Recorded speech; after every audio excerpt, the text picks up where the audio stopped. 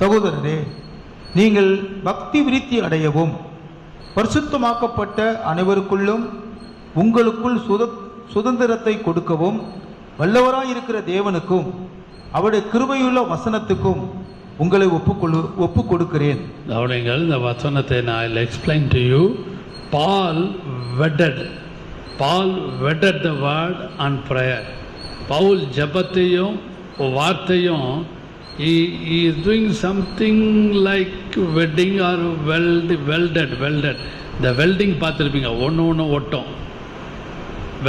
Welding தெரியும் உங்களுக்கு என்னன்னு. வெல்டு பண்ண இதே ஒரு 2 இரும்பு துண்டை ஒட்டுவாங்க. 2 iron rods should be welding. அதுபோல் இங்கே வசனத்தின்படி Paul wedded the word and prayer when he blessed the elders of Ephesians. எபேசுவிலே இருக்கிறவர்களை ஆசீர்வதித்து அவர் பாதுகாத்து அவர் ஆசீர்வதிக்கிற ஒரு சூழ்நிலை இந்த இடம், இந்த வசனம். அப்போஸ்தலர் 20:32 வாசிக்கலாம். எபேசியர் 6ஆம் அதிகாரம் 17-18. எபேசியர் 6:17-18. Ephesians chapter 6 17-18.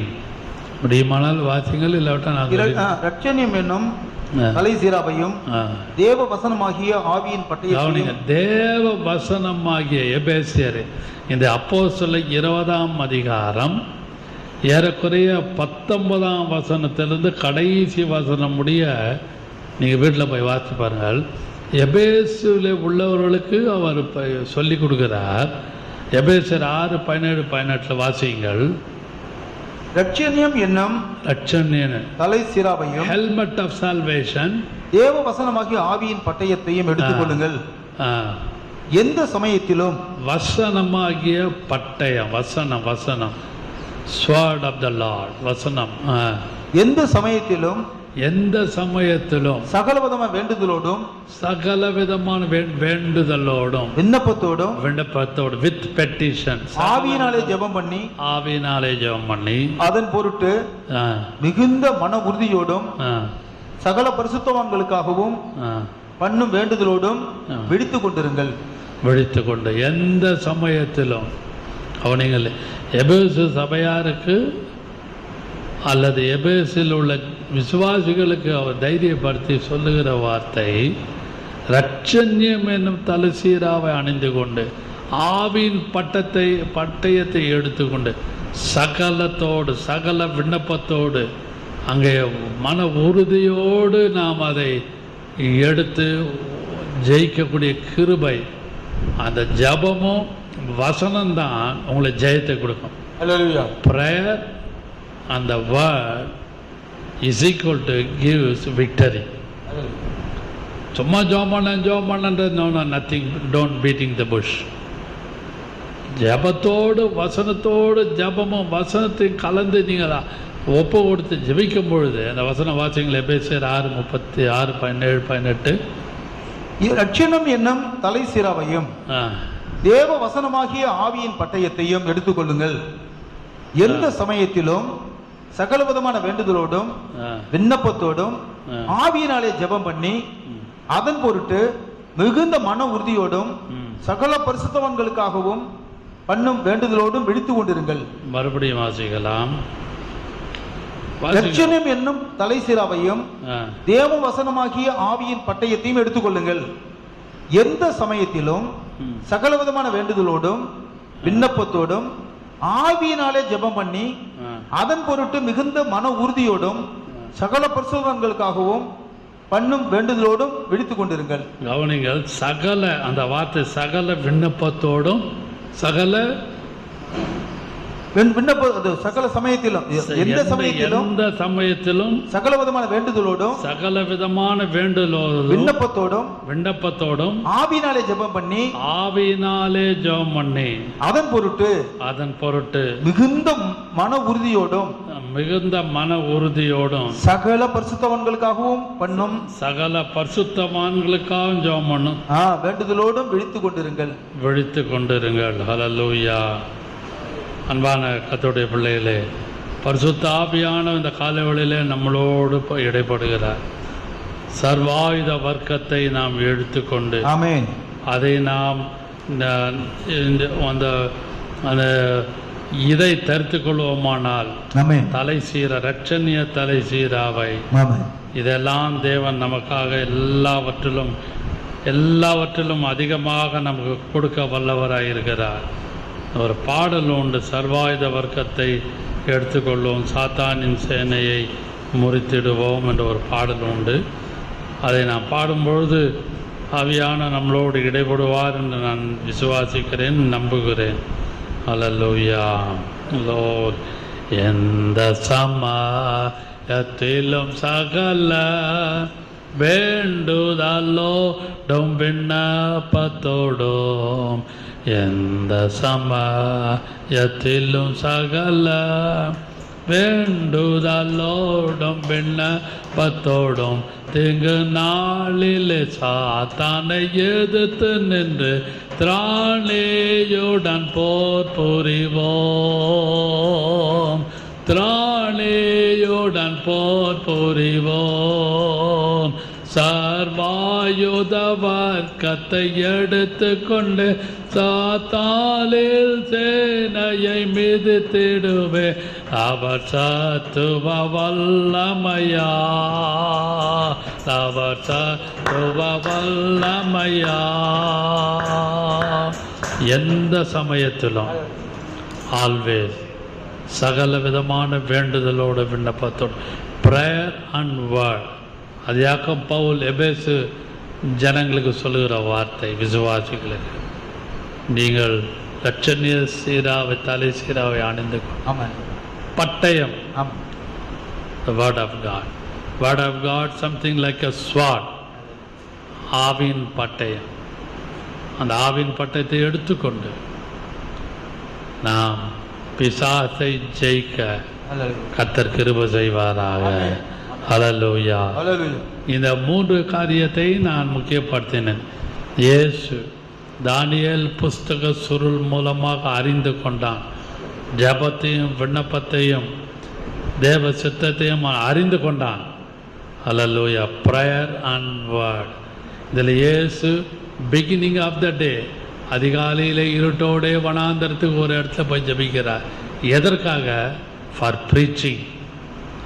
ஃபார் ப்ரீச்சிங், பிரசங்கம் பண்ணுவதற்காக அவர் அதிகாலையிலே எழுந்து ஜபிக்கிறார். நாம் எவ்வளோ ஜபிக்கிறோமோ கர்த்தர் God will give insight and also revelation. இரண்டாவதாக தியானித்தோம், Jesus promised, you should abide in me, my word abide in you. நீங்கள் என்னிலும் என் வார்த்தை உங்களிலும் நிலைத்திருந்தால், அப்படியானால் we should always, my beloved is mine and I am his. My beloved, என் நேசர் என்னுடையவர், நான் அவருடையவர். இதை ஆவியிலே விளங்கி கொண்டு கர்த்தரிடத்திலே நெருங்குவோமானால் கர்த்தர் நமக்காக எல்லா காரியங்களையும் வாய்க்க பண்ணுவார். பவுல் கடைசியாக Paul wedded the word and prayer when he blessed the Ephesians. அவர் அந்த வார்த்தையை, ஜபத்தையும் வார்த்தையும் அவர் ஒன்றிணைந்து ஒட்டி கொண்டு, wedded, something like a welding, அதுபோல ஒருங்கிணைந்து அவர் எந்த சமயத்திலும் சகல விண்ணப்பத்தோடும் சகல விதமான வேண்டுதலோடும் ஆவிலே ஜபம் பண்ணக்கூடிய கிருபையை கர்த்தர் நமக்கு கட்டளையிடுவாராக. ஹல்லேலூயா. அப்போஸ்தலர் 4ஆம் அதிகாரம் 32, 33, 34, 35 ஒரே இருதயம்.